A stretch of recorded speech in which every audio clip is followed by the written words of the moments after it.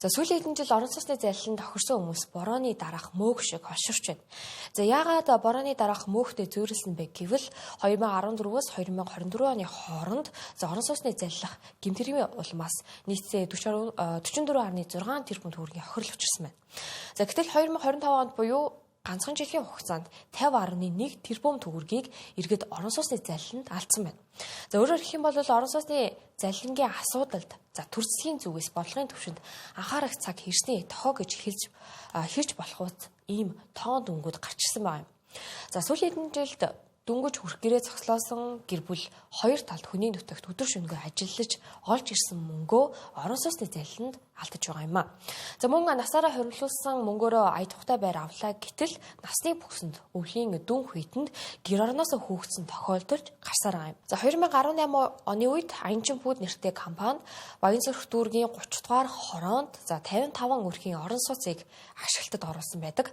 За ингээд 12 айлд байрны түлхүүрийг нь үл хөдлөх эд хөрөнгийн гэрчлэгээ буюу ордоор нь гараагүй байхад өгсөн байна. За ингээд бүхэл бүтэн 8 жилийн хугацаанд Аяншин компани эзэд 12 айлын орон сууцны гэрчлэгийг хувьдаа ашиглаад зогсохгүй 12 айлын орон сууцны гэрчлэлийг 2-оос 3 банк бус санхүүгийн байгууллага мөн хадгаламж зээлийн хоршоонд барьцаа болгон тавьж зээл авсан байна.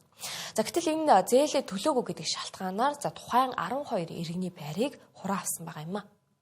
Гэрчлэгийг авахгүй манай Рамболд коронавигийн ур солонгост очиод тэнд оригчод ирч чаддгүй хөл өрөөнд орчод ирэнгүүт гарна гэсэн.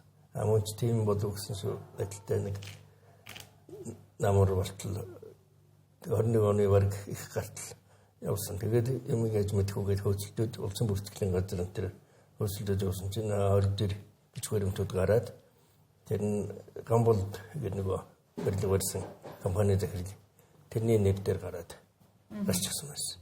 Тэгээд тэрийг хөөцөлдөд эхлээд өвлөрүүлэн зурчлах тэргээ дараа зөөлөн хайж үзээд өөртөө ярьсан л да хэдэд яриад тэгээд өөр цаг хожоод байхаар өвлөрүүлэн зурчлах үзээд дараа нь тэгээд дүүргийн иргэний шүүх бас дүүргийнхээ цагдаад өгөөд цагдаагийн манууд байцааж тэрийгэ борхоор шилжиж ингээд цаг хугацаа санжирсаар байгаад өдөртөө залгаж байна гэсэн. 21 оноос хөөцөлж эхэлсэн бол 5 жил болж байна дээ. Орон сууц аваад 8 жил. Тэгээ одоо хүрнэ гэж хэлж байна. Манай дээр 55 айлс 12-ийнх нь бичвэрэмтийг ингээд зээлж замаар хадгалсан зээлийн хоршоо банк ус санхүүгийн байгууллагт тавиад мөнгө зээлж авсан байсан. Тэр нь хүмүүстийг өгчихэд одоо 7-800 сая болж байгаа гэдэг.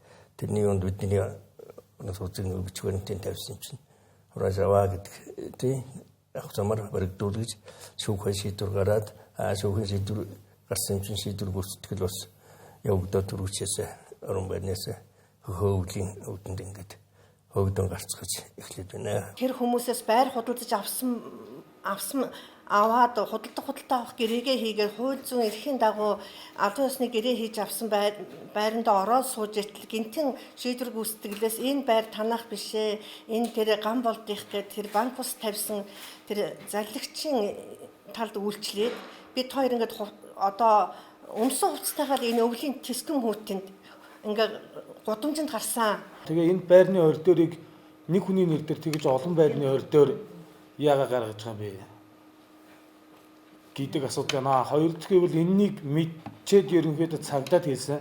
Цагдаагийн байгууллага бол нөх оошиж хүлээж яваагүй.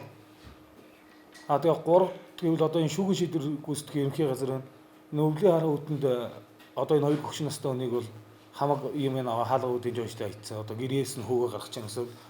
Тэгээ ерөнхийдөө энэ шүүх мөнхөд хандаж хэлэхэд жоохон нүдтэй баймаар сохор иш нүдтэй баймаар гэдэг зүйлийг бол хэлмээр байна. Анчаа яг бид хүн залилчаад хүний юмд ороод суучаад байгаагүй бид нар өөрсдөө мөнгө төлцөө бид нар залилуулсан хүмүүс болохоос хүн залилсан хүмүүс ш. Компани захирал захиалагчдынхаа байрны ордоорыг хувьдаа ашигласан орон сууцны залилангаас гадна нэг байрыг олон давхар иргэдэд давхардуулан өгдөг байдалж гаарсаар байгаа юм а. За тухайлбал яг энэ хэрэгтэй холбоотой нэг иргэний жишээг одоо та бүхэнд үзүүлье. Би одоо бас яг орон сууцны залилангийн хохирогч болоод ер нь 4 жил болж байгаа. 2022 онд 3 уруу байр 100% төлөлт хийж захиалаад тэгээд тэр нөгөө байр нь нэг хаалгыг 5-6 айлт давхардуулж зарснаас болоод одоо ингээд 90% гүйцэтгэлтэй зарчсан байгаа байхгүй юу. Ерөнхийдөө нэг 80-аас байрны нэг 80-90% нь ер нь давхцалтай байсан бол газарч гэх юм уу манай хаалга амжижсэн зүйлгүй. Гэхдээ одоо болтол нөгөө нэг комисс ажиллаагүй 90% гүйцэтгэлтэй ямар ч хэрэглээний усгүй худгаас ус зөөдөг нөхцөл байдалтай ингээд 4 жил байгаа. Тэгсэн тэрийг болохоор гинт хэргийн шинжгүй гэж бодонгуудаа 4 жил шалгаад тэгээд одоо ингээд хаах сандтайгаар бодлоо хөргүүлж байна гэдэг хэлээ өгсөн. Тэгээд манай одооноос болоод манай байрнаас хурлан авч чадсан хүн нэг ч байхгүй. Тэрнээс гадна манай байранд амьдарч байсан 2 ахмад настай хүн одоо нөгөө нэг байр захиалаад амьдарч байсан 2-3 орчин суугч болсон байгаа. Тэгээд яг л байраа хүлээж аваад орж чадаагүй насаарсан. Тэгээд одоогийн байдлаар компанийн зүгээс бол бүр ямар ч сургахгүй тэгээд дээрээс нь 3 болог байрны дулааны төлбөрийг 30 айл хувааж төлдөг. Одоо 3 болгогийн зөвхөн А болгогт нь 30 айл авсан байгаа байхгүй юу? Одоо бид нэг 4 жил дангаараа бүхэн 3 болгох гэж чинь 100 эдэн айлын дулааны төлбөр, овны төлбөрийг бид нэр дангаараа төлдөг. Тэгэхээр нэг айл ингээд сарын ашиглалтын зардал бараг 500 мянга. За иргэд орон сууцны зайланд өртсөн иргэдийн маргаан шүүхээр 3-аас 5 жил үргэлжилж за шийдвэрлэгдсэн ч эцэст нь охирлоо нүхэн төлүүлж чадалгүйгээр бүх насаараа цуглуулсан мөнгө алдаад дуусаж байгаа юм а. За нэг үгээр насаараа цуглуулсан мөнгөө эргээд заллуулаад харин залласан этгээд нь ял аваад л дуустдаг. Хэдийгээр заллан төдий хэрэг боловч үүний цаана олон айл өрх салж сарнах амьдрал хувь заяа муугар ирэх зэрэг хүний амьдралд тоочж баршгүй гайзавлан учруулж байна. За ийм төрлийн гэмт хэрэг гарсаар байгаа. За цаашдаж арга зэл нь улам нарийсж байгааг хуульчид хэлсээр байгаа. За тэр бүхэл барилгын компани халагдсан ягтлан хүртэл захиалга авч заллин үйлдсэн хэрэг хүртэл гарсан байгаа юм ба. Гадуур явж байгаа гол юм бол бартерын байр гэж байгаа тий. Одоо жишээлбэл тухайн барилгын компани дээр туслан гүйцэтгэгчээр компаниуд орж байгаа. Жишээлх юм бол цонхыг хийж байгаа, лифтийг хийж байгаа, өргөлгийг хийж байгаа, заслыг хийж байгаа компаниуд барилгын компаниас бартерын байр авдаг. Тэгээ энэ байр бол харьцангуй хямдхан байгаа тий. Гадуур одоо нэг 5 сая гэж байгаа бол 3 сая 500 ч юм уу 4 сая ч юм уу. Ийм бага үнэтэй болохоор хүмүүс аяг сонирхдаг. Гэтэл нөгөө нэг компани чинь энэ гэрээгээ 2-3 хүн зэрэг ингээд зарчдаг байхгүй. Тэгээ хүмүүс хизээ мэддэг гэхлээр барилга ашиглалтанд орох үед. Өөрөөр хэлбэл 2-3 жилийн дараа миний авсан байрыг өөр 2 хүн бас авсан юм байна. Тэгээ шүүхэд хандахаар тэр 3 хүнээс нэг нь л байр аавна шүү дээ. Яг тэгвэл нэг л байр байгаа. Нөгөө нэг залилсан компани нөхдүүд яадаг гэхлээр энэ хооронд мөнгө өөр зөөл рүү хийчдэг. Өнгө зүсийг хойрогчдаг. Эсвэл хилээр гараа явчихдаг. Тэгэхээр ингээд хизээ өнгөрсөн хойно одоо цагтаа шүүгийн байгууллагад ханддаг ийм одоо зүйл байна. Бартерын байр авж байгаа бол заавал гурвсан гэрээ. Тухайн одоо байрны анхны захиалагч гэдэг компани байна. За ажлыг нь гүйцэтгэж байгаа буюу бартерын байраа зарж байгаа компани байна шүү дээ. Гурвуулантай нь гэрээ гэсэн байхгүй. Тэгэхээр би одоо энэ 3 тоотыг энэ О гэдэг хүнд зарахыг зөвшөөрж байна. За тэгээд энэ барилгын компанида би төлбөр тооцоогоо бүрэн дуусгасан юм а гэдэг ийм гурвалсан гэрээ хийхгүй болохоор л хохироод байгаа. Тухайн нөгөө гэмт этгээдийг одоо юу гэдэг тодорхой хэмжээнд олоход нэг цаг хугацаа зарцуулдаг асуудал байгаа. Жишээлбэл юу гэх одоо магадгүй би өөрөө заллах гэмт хэрэг үйлцсэн байж жишээ шүү. Заллах гэмт хэрэг үйлцсэн байлаа гэд бодоход би өөрийнхөө дансаар авсан бол энэ өөрөө илэрхэд хялбар. Тэ? Уган баяраа чи дансаар авсан чи ингээ гэмт хэрэг үйлцсэн байна гэдээ байраад өчвөл.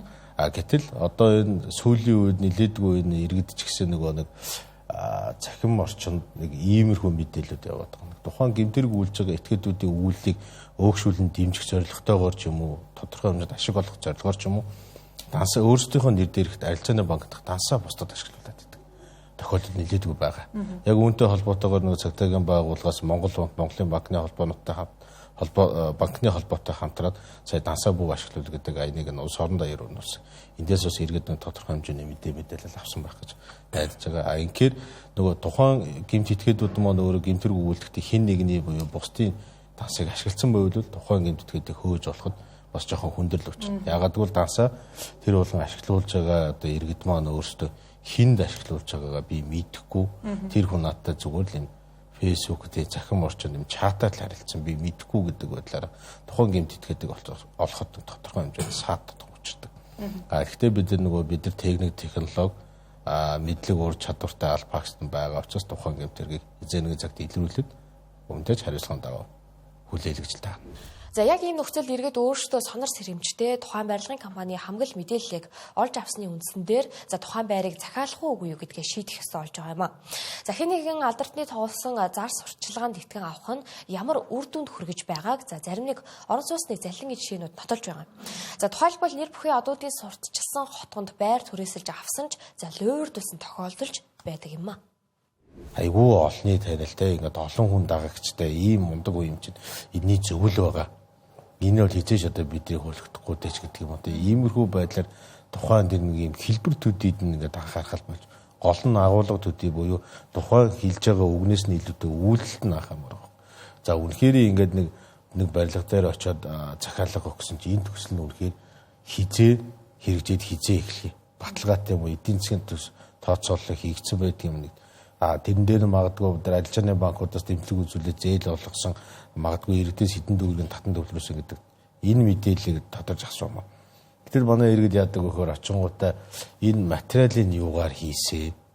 Энэ одоо ингэж ийм боломжтой юу? Энэ өрөөний ханыг өөрчлөх боломжтой юу гэдэг ийм зүйлүүдээр анхаардагаас биш яг үнэхээр тэр төрөнг маань магадгүй жилийн дараа барилга ашиглалтанд ороход надад ирэх үгүй юу? Өмчийн бол эзэмшлийн ямар нэгэн маргаантай байх үгүй юу гэдгийг ерөөсө тодруулах тэр асуултуудыг тодруулдаггүй. Тэр компани үнэхээр гээд ганцхан өмнөх одоо юу гэдэг захиалга авахын өмнөх өдөр байгуулагдсан компани юм уу гэдгийг нь ч ороод үзчихдэггүй. Үнэхээр за ингээ байна гэж ингээд яриад байдаг тэгвэл танаа тусгай зөвшөөрөл хаана байгаа бэ? За ингээд тусгай зөвшөөрөл магадгүй тэд нар нуугаад гаргаж өгөхгүй бол зүгээр гаргацсанасаа ороод тусгай зөвшөөрлийг шиг шалгах боломж нь өнөөдөр хууль эрх зүйн орчин бүрэн байж. Ингээд шалгаад үзээд өөрсдийнхөө эд хөрөнгө одоо юу гэдэг тэр олон жилийн хугацаанд хөлс хөдөлмөрийн цуглуулсан байж олсон энэ эд хөрөнгөө бусдад шийдвэрлэх гэж байгаа бол жоохон ач холбогдолтой аль үзүүлэлт хандж байгаарай л гэж бас иргэдэд анхааруулж хэлмээр. Үндсэндээ бол юу ч байхгүй гэдэг хүмүүс бол маш их болсон. Ажилгүй, төрөлгүй, компани байхгүй, юу ч байхгүй, хөрөнгө байхгүй, ажил цалинч байхгүй, баг орон гэргүй гэдэг тийм үг хэлээд шийдвэр гүйцэтгэлээр мянган материал байгаа. Тэгэхээр одоо энэ шүүгэн шийдвэр гүйцэтгэх тухай хууль дөрвтэй өөрчлөлт оруулсаар угаасаа болцсон. Энэний үр дүнг сайжруулахгүй бол яг үннийг хэлэхэд хохирж байгаа иргэд ажиллаа хийж байгаа хууль өмгөөлөгч нь бид за хуулийн хэлтийн байгууллагын ч юм уу ялгаагүй зөвхөн хоосон цаастай төдий үлдэх гээд байгаа байхгүй юу? Яг ял шитгэхийн асуудал бол тусдаа хорих байгууллага шилжүүлээд ингэ явж байгаа. Илүүтэй нөгөө хохирсон иргэд төлбөрийг барагдуулах асуудал. За байр олох төр муу ялгаагүй хоёр ингээд маргаантай талууд үүсчдэг. За энийг бол яг шүүхээр нэг мөр оновчтой шийдэх хэрэгтэй баг. Нөгөө талдаа нөгөө байрчгүй байргүй үлдсэн иргэд маань мөнгөө авах шүүгэн шийдвэртэй боллоо гэтэл нөгөө барилгын компани дампуурсан төсөл нь байхгүй хоосон газартай зүгээр нэг 2-3 давхар каркацтай зарыг зарж болдгоо. Тэгээ тэрэн дээр нэг биш штэ 100 200 хэдэн мянган хүмүүс мөнгө авах гээд явж байдаг. Тэгэхээр энэ дээр дөрвтэй одоо өөрчлөлт шинжилгээ хийх цаг нь болцсон. Тэгэхгүй бол энэ байдал сайжрахгүй. Энийг одоо нэг өдөр тутамдаа ажиллаж байгаа бид нар бол байнга мэдэрч байна л да. За нэг талдаа эргээд өөртөө сайн ягтлаагүй, тандаагүй гихчлэн иргэдийг буруутгаад суугаад байвал олон иргэн хохирч за нийгэмд итгэлцэл буурах сөрөг талтай. За гэтэл орчин үед зөвхөн барилга битгий хэл бүх төрлийн бүртгэлийг блокчейн ашиглаж за дахин давтагдчихгүй мэдээллийн санг үүсгэж их болж байгаа юм а. За тухайлх юм бол блокчейнийг ашиглан орон сууц сонирхож байгаа иргэд QR код уншуулна. За тухайн барилгын талаарх мэдээллийг энэхүү QR-аас дэлгэрэнгүй харж болох боломжтой юм а. Залилах мэлхэж байдаг юм дээ. Амлсан одоо нөгөө үл хөдлөхийг нь яг хугацаанд нь ашиглан оруулахгүй тохиолдол ч бас зөндөө байгаа шүү дээ. Тэгээ энэ дэр үлдээ яг л тохирсон технологийн өөрийнх нь зорилго нь бол таарна гэж үзэж байгаа. Мэдээж энэ дэр бол тодорхой хэмжээний бас нэг хууль эрх зүйн зохицуулт хийх ёстой. Тэгэхдээ миний зөвхөн харж байгаа өнцгөөс бол илүү одоо нэг юм яг зах зээлийн зарчмаар илүү явуулах нь илүү оновчтой гэж үзэж байгаа. За тэрний юу гэхээр ер нь бол мэдээллүүдийг нь одоо барилга барьж байгаа процесс энэ зүйлүүдийг бол ил болох ёстой. Энэ зах зээлийн зарчмаар тоон барилгыг барьж байгаа компаниуд нь хооронд ил тод байдлаар өрсөлддөг байх ёстой. Нийт төр орон сууцыг авж байгаа тал нь одоо нэг өсөнд орон сууц авж байгаа гэдэг чинь өөрөө бас хөрөнгө оруулагч гэсэн үг шүү дээ, тийм. Тэгэхээр хөрөнгө оруулж байгаа талуудад нь мэдээлэл ил тод байх ёстой. Хин ил тод мэдээлэл хялбархан байдлаар хүмүүс шударгаар өгж ийн тэр компанийн нэр хүнд зах зээлд өндөр байдаг ч юм. Энэ зарчим руу явах хэрэгтэй.